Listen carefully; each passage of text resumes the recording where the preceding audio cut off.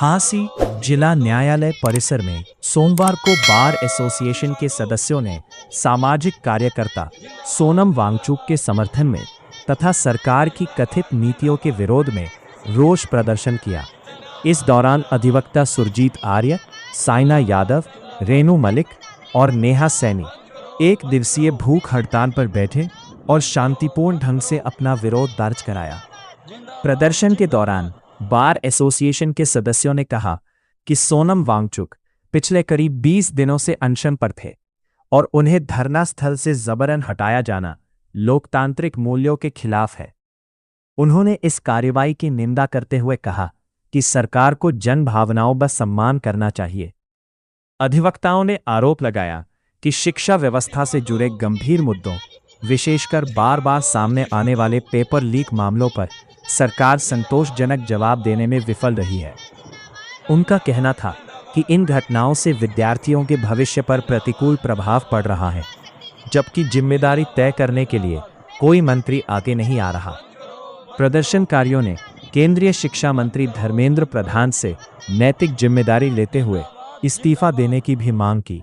मुख्य तो मांग यही है सर कि धर्मेंद्र प्रधान जो शिक्षा मंत्री है उनका इस्तीफा हो, क्योंकि जिम्मेदारी तो वही लेंगे। जो पेपर लीक हुआ है वो क्यों हुआ है, उसका रीजन क्या है? पेपर लीक होना कोई वो नहीं है, उसके पीछे कारण क्या है कि क्यों हुआ है, तो उसकी कोई तो जिम्मेदारी ले। तो हम यही चाहते हैं कि धर्मेंद्र प्रधान या तो इस्तीफा दे, और मेन मांग जंतर मंतर पे भी उस दिन से यही उठ रही है कि धर्मेंद्र प्रधान इस्तीफा दे, और हमारी भी यही मांग और उनके समर्थन में है कि धर्मेंद्र प्रधान का इस्तीफा हो।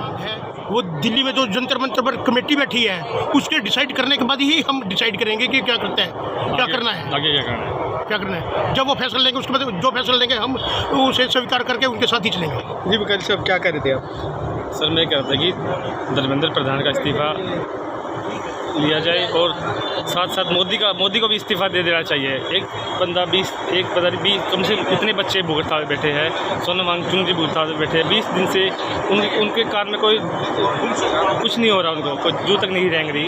ये बड़ी ही निंदनीय बात है। लोकतंत्र कहते हैं कि ये दिल्ली पुलिस द्वारा इस तरीके से उनको उठा के ले जाना और उनके परिवार से तक मिलने ना देना, ये बहुत ही शर्मनाक बात है इस देश के लिए। आरोप ये है कि पुलिस की वर्दी के अंदर जो पुलिस कार्यकर्ता न होकर कोई पुलिस की वर्दी के अंदर अन्य कोई नहीं सर, ऐसे इतने बच्चों की भीड़ में कौन अन्य कार्य लेके जाएगा सर? ये पुलिस की सारी सरकार की सोची समझी चाल है, सरकार ने करवाया है। पुलिस वाले सब सरकार का सिलसिला हाथ है, ये सब सरकार के इशारों पे हुआ है। बार एसोसिएशन ने बताया कि इस मुद्दे को लेकर एक मांग पत्र तैयार कर उच्च अधिकारियों को भेजा जाएगा।